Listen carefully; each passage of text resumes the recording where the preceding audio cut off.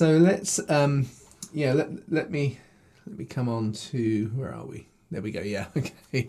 So we're looking then at Matthew 9. We're going to try and do 20 verses, as I said, which is a fair bit more than we normally do. I've called it Dads and Daughters.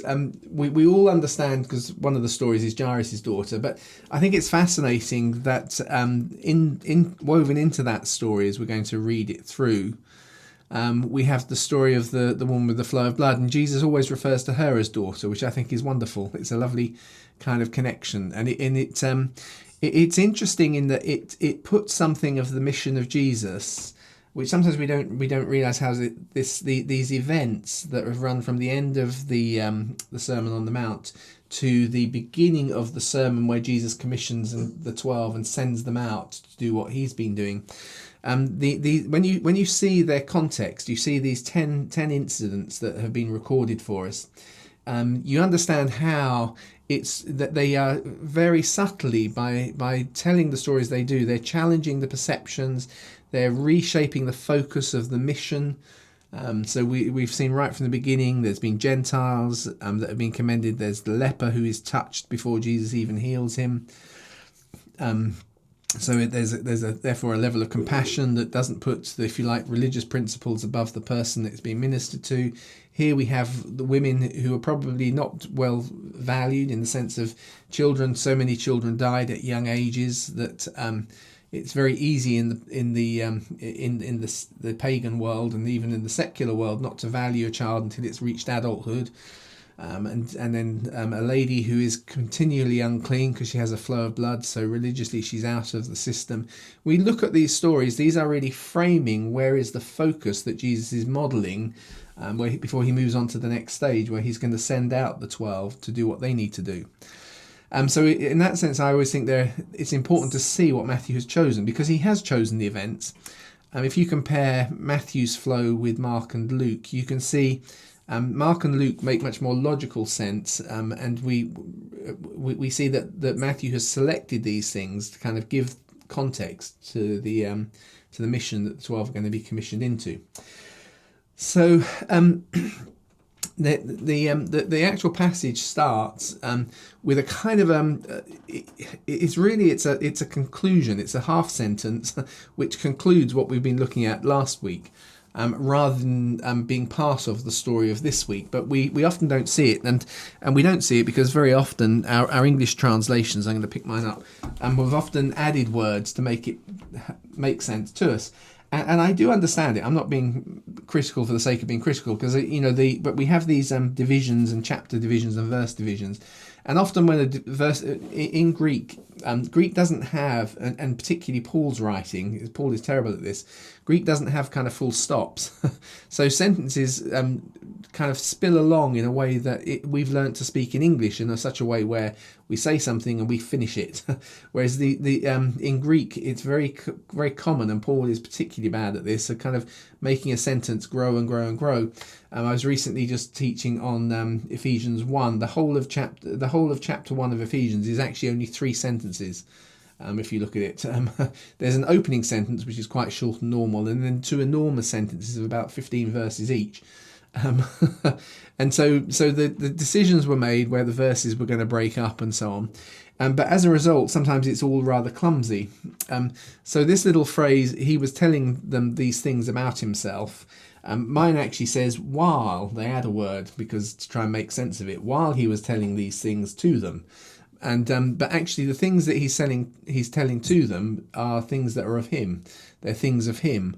So it's kind of much better to say something. He's telling these things about himself, and that makes sense of what's just gone before, because Jesus has used a couple of illustrations.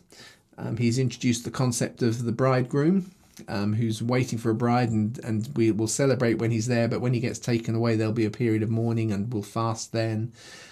He's what are some of the other things I can't remember. Let me remind myself of what we just had.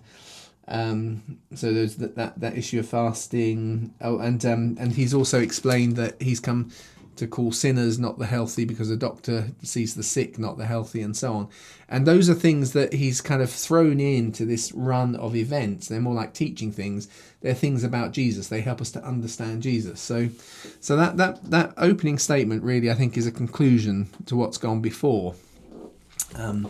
So that if we kind of then, he then introduces us to a run of stories with the word behold, which we've noticed before is regularly there in Matthew's gospel. It's part of the way we understand why it's not particularly written as a kind of chronological event. The behold, I actually, for the first time since I started this, I actually picked up my old word commentary on Matthew, because I just thought I'd remember what they said about the word behold. Here you go.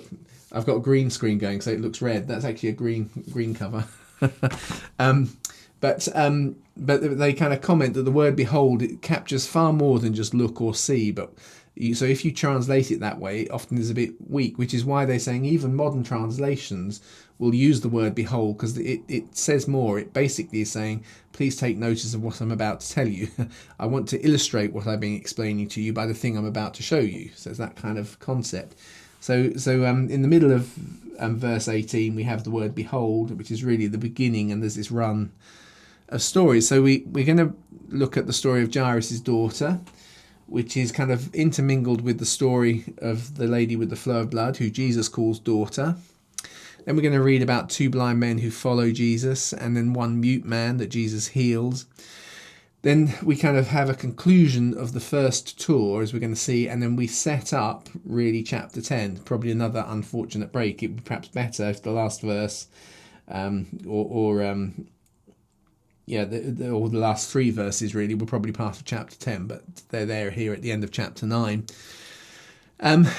I can't help notice, I haven't put a slide in to try and illustrate it, but if you take out the final 2, the blind man and the mute, the blind people and the mute man, if we take those out, we're left with 8 incidents. And there's a kind of a parallel structure with the 8 incidents. Because Matthew has selected them, it wouldn't surprise me at all if Izzy's looking at it, he goes, oh, that'd be quite nice if we can structure it like this. If we think about those 8 incidents, and we kind of we started with a leper who's someone who who's totally outside of the mix of things, and we're going to finish that run of 8 with a lady with a flow of blood. So we have a man who's untouchable because he makes you unclean if you touch him, and Jesus reaches out and touches him. At the end, we have a woman who, if she touches you, makes you unclean, ceremonially unclean. So and she reaches out and touches Jesus, and Jesus draws attention to it. So there's something there. Then we move on and we have the centurion, and the centurion's servant is sick and Jesus heals from a distance. And here now we have a synagogue ruler. So we have a ruler of the Gentiles at the beginning who's coming for someone who is unwell. And here we have, and of course Jesus heals him from a distance. Here we have a situation which is hopeless, but it's the ruler of the people, Jairus, who's a ruler of the synagogue. And then as you kind of work on through, you then get the healing of Simon's mother-in-law in Matthew's account. And if we go back, so this is a family member now, so it's a family connection. We have a man who's brought by his friends, so there's a friendship thing of people who recognise. So Simon's mother-in-law, she is healed because someone she knows is following Jesus, and Jesus therefore is in the context.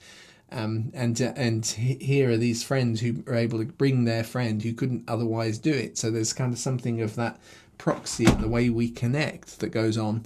And then as a result of healing of Simon's mother-in-law, it says that Simon's mother-in-law served him, and straight after the event with the friends who brought the guy in to be healed.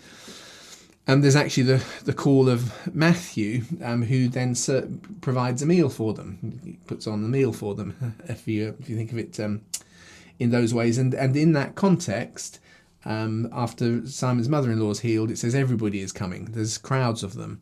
and there's an element of the kind of crowds and everybody's kind of talking in. So I don't think Matthew's making a big thing, but I just think it's very often. I think somebody who has been trained to kind of think in terms of the ease of understanding a report, if you do those kinds of things, actually just finding subtle little structures that help make it make sense is kind of it's a good way of doing it.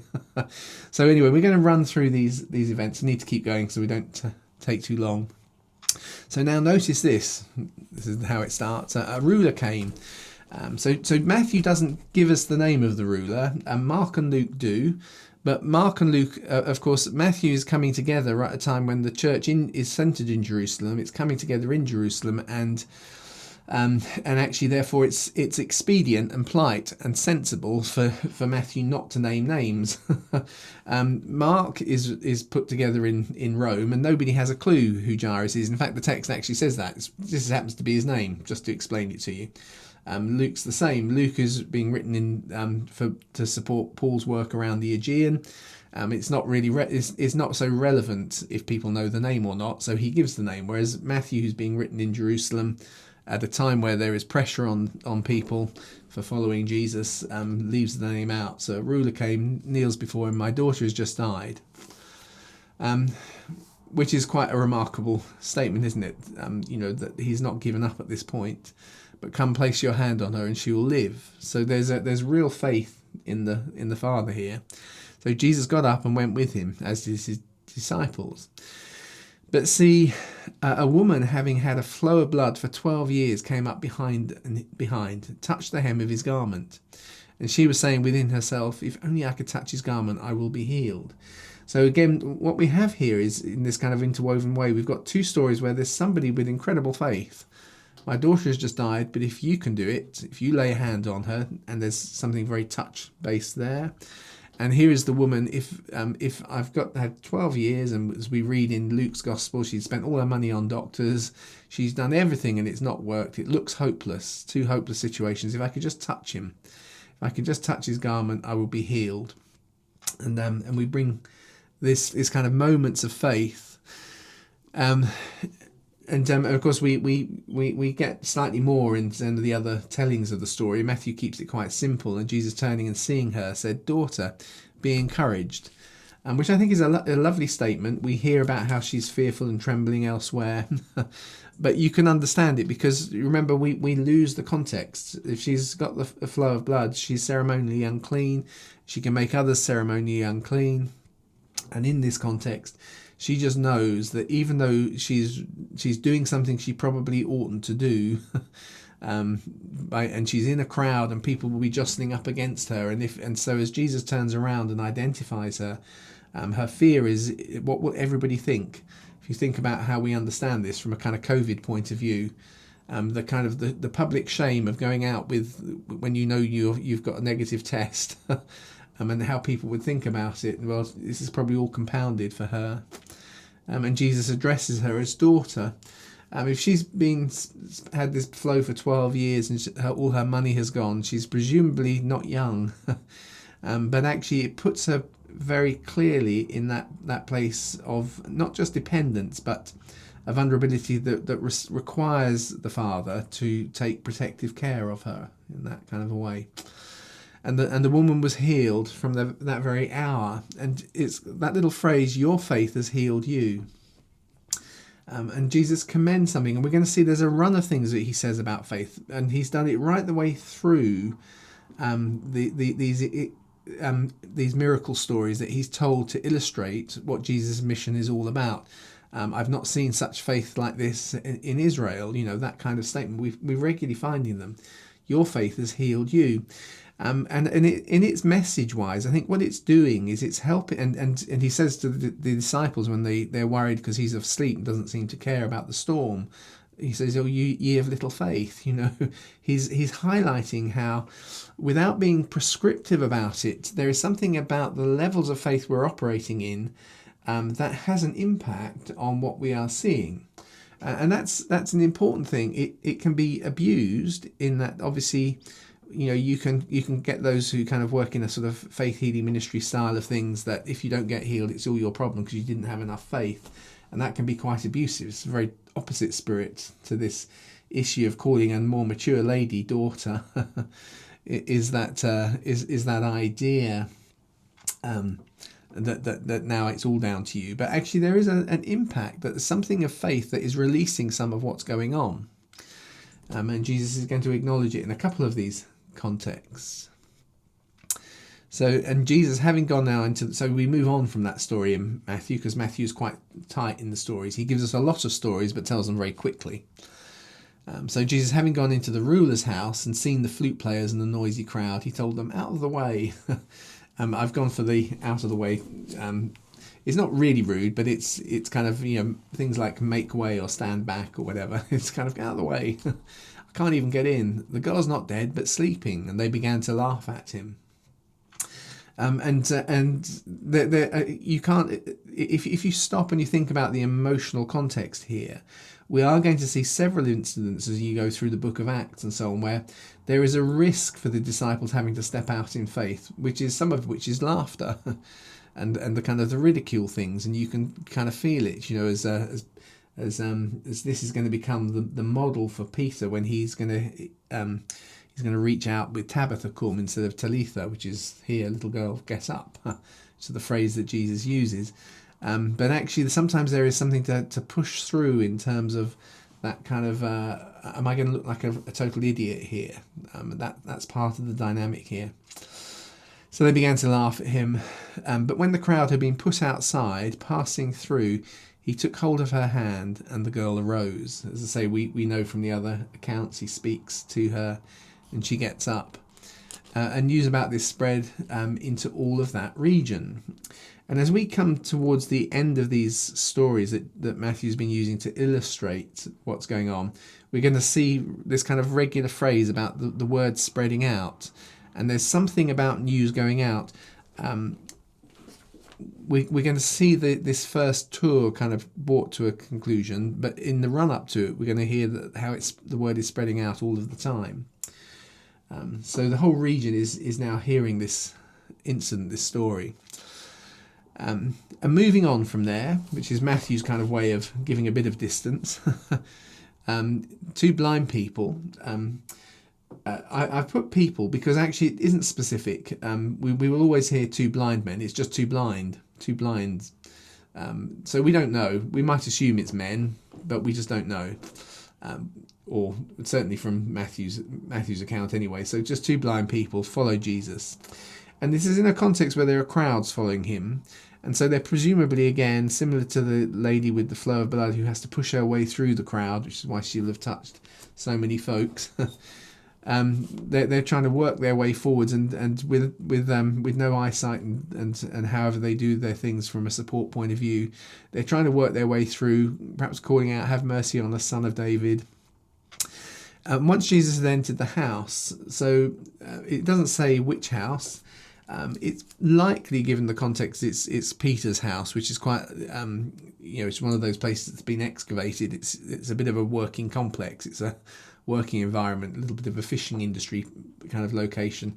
So it's a kind of an open set of buildings around a courtyard. So Jesus, once he'd entered into that, the blind people came to him. So they get their way through. Now that Jesus has stopped moving, they're able to kind of catch up, even though they're moving slower. And Jesus says, "Do you believe that I'm able to do this?" he asked. "Yes, Lord," they answered. And then he touched their eyes. So again, there's physical contact.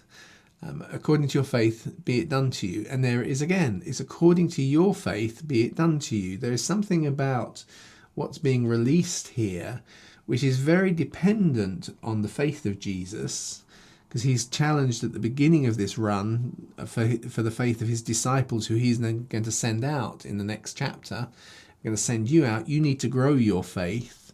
But equally, there is a way in which their faith can kind of, if you like, respond and react to the faith being expressed by those who come. And obviously, as someone who has who wouldn't be here had it not been for the context of the faith of others around me and the faith of the person who prayed for me when I was given a few months to live with cancer is one of those things I've often observed and thought about, and because I often get asked to pray for people.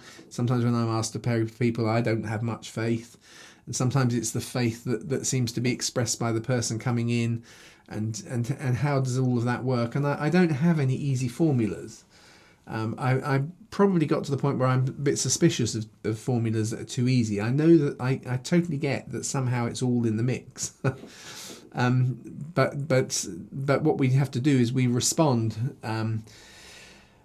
We respond despite our faith. Oh Lord, help me unbelief sometimes, and we and actually sometimes it can feel like I've got loads of faith. I expect this to happen. We're not sure why. Sometimes we don't get a breakthrough, but it's all in there. And their eyes were open, so they obviously had. There's something about their faith that somehow, because Jesus actually says it's according to your faith, not according to mine at this point. Something about yours, but he's saying that to someone who he can see have got faith, and as they have, he's kind of saying, "Well done." He's commending what they've got. So their eyes are opened, and Jesus strictly instructed them, and says, "See that no one hears, or see that no one knows, but." And this is again, it's not just incidental, it's part of the crescendo that Matthew is working up to, which is why Jesus needs to step up the ministry. But they went out and put the news out about him throughout that region. So we've heard about the word going out because of Jairus' daughter, and it's going everywhere, can't stop it. And now, even though he said don't talk about it, it's being talked about. If you go back, of course, to the story a couple of weeks ago, the Gerasene demoniac, of course, Jesus actually tells him to go back and talk about it, but they're a very different context. Here, Jesus is trying to still instill in his disciples what they need to know to be able to go on to the next phase. And yet he is being crowded out by an agenda which is exhausting for him, as we read elsewhere that his family get concerned for how worn out he's going to be, and so on and so forth. So I think it's as simple as that within the hometowns of Capernaum and places like that, it doesn't help too much to have the latest miracle to be being heard about, because Jesus' agenda is being diverted from what actually for him as people turn up with their various illnesses, some major and some less so, he is drawn into having to respond to what's urgent rather than what's important. It's one of those interesting distinctions we've got to make. And so I think it makes it's a very simple thing, as you can see. Sometimes Jesus says, please don't, and other times he says, go and talk about it. Partly it's because he's got other things he needs to do in these contexts. So that story, that he's clear that two blind men have got healed. Just a comment: Matthew refers to two. Mark and Peter. Mark, who is Peter's biographer, only mention one. It's far easier, just to kind of throw it this way. Those who think this is one of the things. It was claimed originally that Matthew has some special agenda, but nobody could work out what it is. Why sometimes he doubles up. There are two demoniacs in Gerasa. There are two blind men who get healed, whereas there's only one in Peter. And actually, because of these sorts of things, research was actually done into the way stories grow as you tell. And actually, it's just interesting that superfluous details get trimmed out. People don't add boring details that multiply. So in other words, it's much more natural if there were two people there, but actually the impact of the story doesn't require you to talk about the two for it then to go from two to one, to kind of reduce. It's more unnatural to add people who don't add anything to the story as the stories grow. So in actual fact, the whole logic has turned around from the way it was originally seen, that Mark's was original, and for some reason Matthew had some special agenda by multiplying people. So it's more understood that in actual fact, as Peter is telling the story, it's kind of a superfluous thing. It's kind of, there was one, there were two. Well, I won't say one isn't that I'm saying there was only one. I'm just saying, look, there was this bloke and he was like this.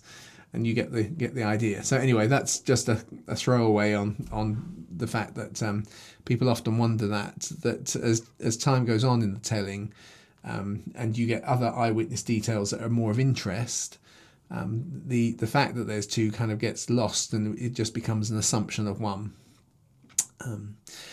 So anyway, when the so that was the two. Now we come on to the mute man. So the two blind men are told not to tell anyone, but they do. and so I wonder if there's a kind of an irony when Matthew then says, so now here's a mute person who can't tell anybody anything except of course he's going to get healed, isn't he? So so he's bound to tell people too. So as they were doing so, notice that a mute man, demon oppressed, was brought to him. And when the demon had been thrown out, the man began to speak. And the crowds were amazed and said, nothing like this has ever been seen in Israel. And this is very, very helpful because we read this accusation at several points in Jesus' ministry. It seems to come up. I think in Luke, it's people who've come up from Jerusalem start to kind of present it as an argument that Jesus is casting out the demonic with other demonic, that the demonic is divided against itself. And we have those kind of ideas of a house divided and so on that Jesus responds to. So it's a regular thing that is thrown at Jesus. And here we have it being introduced in Matthew in this incident. But the Pharisees were saying it's by the prince of demons that he casts out demons. So and that, if you like, it's kind of fitting that we've got this remarkable things that have touched Gentiles, they've touched Jewish rulers, and yet there is a kind of a something popping up that we're going to trace right the way through to the end of Jesus' ministry. The idea of him doing the demonic, doing powerful things through the power of the demonic, as an accusation against him. We finish with that statement. Because verse 35, and Jesus was going throughout their cities and their villages, teaching in their synagogues, proclaiming the good news of the kingdom and healing every disease and every sickness, is, if you like, the conclusion of the section that has started in Matthew 4. I'll quickly go there. In the ancient world, this is a really common thing to find. It's you conclude the section in a way that reflects the start of the section, and it helps you understand that this lot belongs together as a unit. So Jesus was going about in all Galilee, teaching in their synagogues, you see. So Jesus is going throughout all of their cities. So it's in all Galilee, all of their cities, teaching in their synagogues, proclaiming the gospel of the kingdom, or I put there the good news of the kingdom. And healing every kind of disease, and healing every disease and every sickness and every kind of sickness. It's an absolutely parallel with Matthew 4 verse 23, and actually it kind of highlights that I've now completed this unit. So that statement, when it came about, was after the calling of the first disciples, Peter, James and John. Simon and Peter, James and John, and so on, and it's the way that this section is introduced. And what we now do is we're coming to the conclusion of it. So we've concluded that section. We had the Sermon on the Mount, which shows the teaching, which is about moral development, moral growth, ethical standards that Jesus has given his disciples. We had a selection of miracles that illustrate the agenda and how this is processed and how this is worked out, and the challenge to need to grow in faith as we see these things. Why do we need to grow in faith as we see these things? Why do we need to not have to wake up Jesus? Why? Well, because in a minute, we're going to move on to the next section. I say in a minute, in 2 weeks' time, we're going to move on to the next session where Jesus is going to commission, say, go and do it yourself now.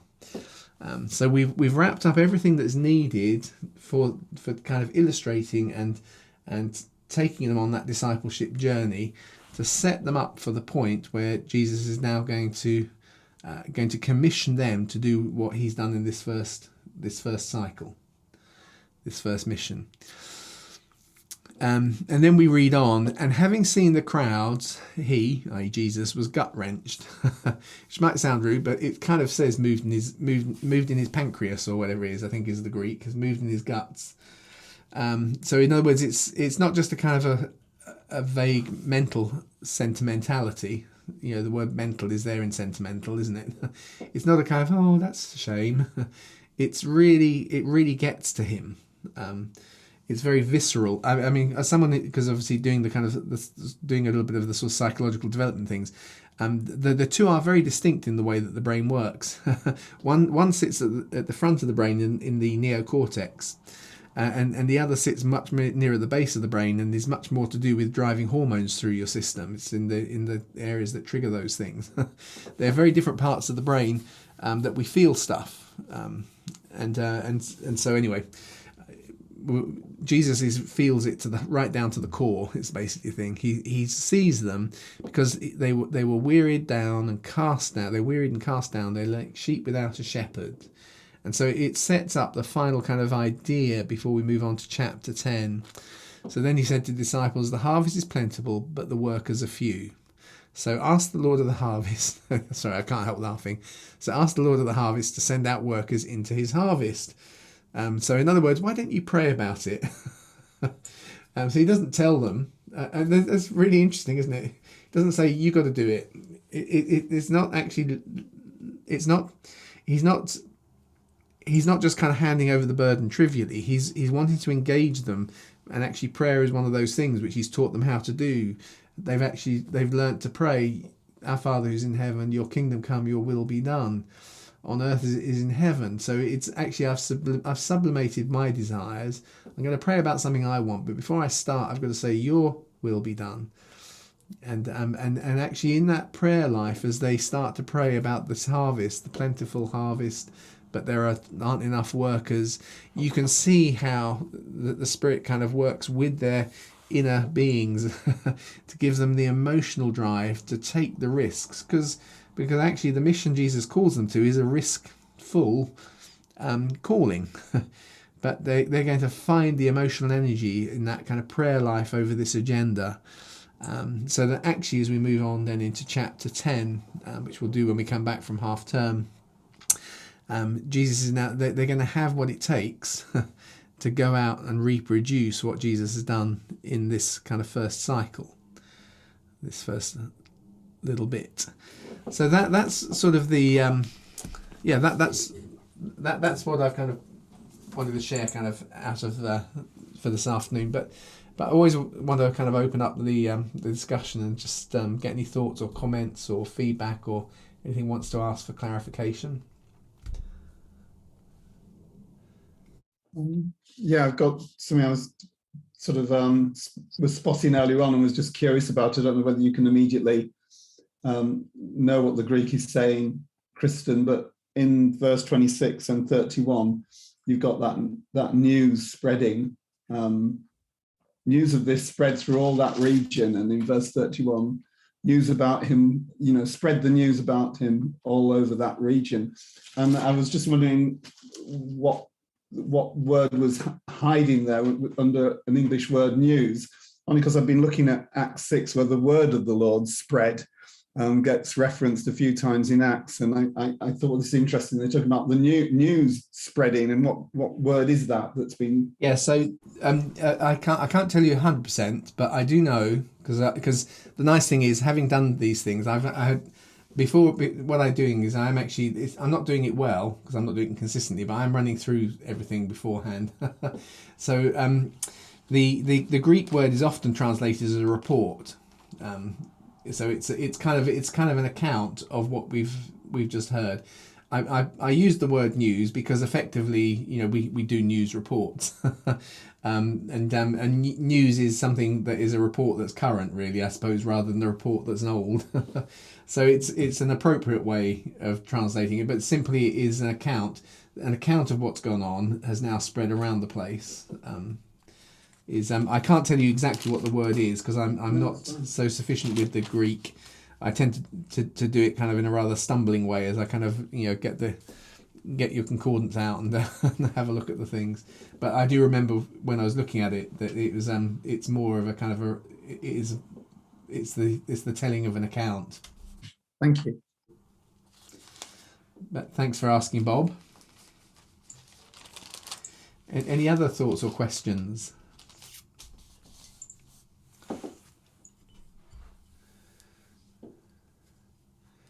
No.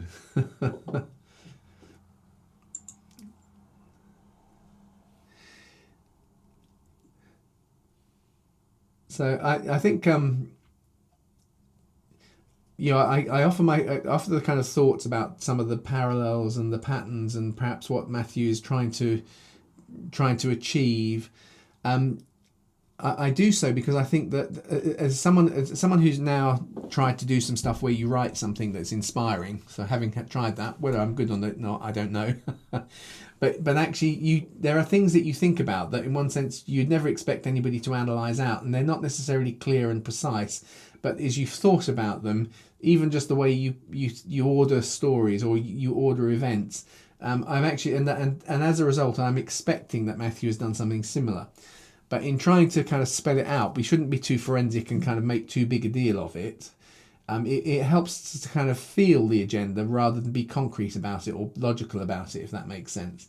Once you start to see the patterns and just actually how regularly as we've gone through these stories, there's issues of touching, making real connection, Gentiles, other people, faith is involved. You start to see and you put them all together. You think, okay, it probably was Matthew's agenda that he wanted to somehow get all these things out. That doesn't give you a precise reason as to exactly why he used this word or exactly used that. And the reason I mention that is really good observation going back a generation or so now in terms of biblical studies, which I put to John Wenham, who's one of my favourites, because he was so organic in the way he interprets things, and that's really, for me, has set the tone. Whereas he points out that the only people who have ever treated scripture like that are the academics who write about it. That actually that it's written by normal people who don't sit there kind of thinking, I'll snip this bit from Mark's gospel and I'll put it into my gospel, but then I'll take 3 words from John's gospel and insert those, which are literally, you can find commentaries that write like that, And he said that nobody does that, and he actually makes the point that it would be really difficult to, because actually, if you're working from the Old Testament, why do they change when they might change a word slightly in the translation of the Septuagint from the Old into the New Testament? Matthew's very precise, but occasionally a word gets dropped or something like that, and as if somehow they've got those references. They're not. They're having to do them from memory. They don't think it's a big deal if they drop a word at this point. And similarly, the idea of copying from one to another is just something that's very physically impossible to do, because you're having to deal with loose leaf paper in the open air, because you need enough light to be able to see when you're writing new documents. With a writing board on your knee, because this is how it's done, and you're expecting that they've got piles of paper to kind of reference and pull in. He says it doesn't work that way. Which is why the oral tradition is so kind of key. That doesn't mean that they didn't write anything down, but it was written down without this kind of way in which modern academics work, where they pull a thing in and ponder it for a while. So a lot of this structuring and formulating will have done as a mental process, a conversational process, and then as it gets written down, it doesn't get written down as a perfect structure. It's there, if that makes sense. So it's not forensically done, which would make it absolutely perfect, but you can kind of see it as part of the thought process, the telling process, as it kind of goes into those things. Sorry, nobody asked that question, but I answered it anyway. See, if you want sensible answers, you have to ask sensible questions. Anyone like to say anything else or comment on anything else? Was that a goodbye, Bob? Your sound's off, so I didn't know yet. It's a goodbye because he's disappeared now. I was just interested in you talking about the risk of stepping out in faith and people laughing at you, and the being vulnerable, basically. I'm just particularly interested in that because I'm doing a dissertation on vulnerability, so so I am attuned to vulnerability. Yeah. But no, it's just interesting you drawing that out. I think, yeah, and I think there's I think the wonderful thing is, so it's not really part of this text or whatever, but it's just a general thing, because I think it is something to think about. That actually fundamental to our humanity is we work best, and I'm talking this from the sort of psychological point of view, we work best when we are able to take risks from a secure home base, if that makes sense. And so we need to find things that kind of trigger and work for us and say, this makes me feel secure enough to take this risk. If we don't have that at all, risk becomes almost debilitating, if that makes sense. And so you see it with children, which is obviously you've got a good home base, and play is actually the expression of going into a context and stepping outside of what's safe, but knowing that they're close enough to get back to home, if that makes sense.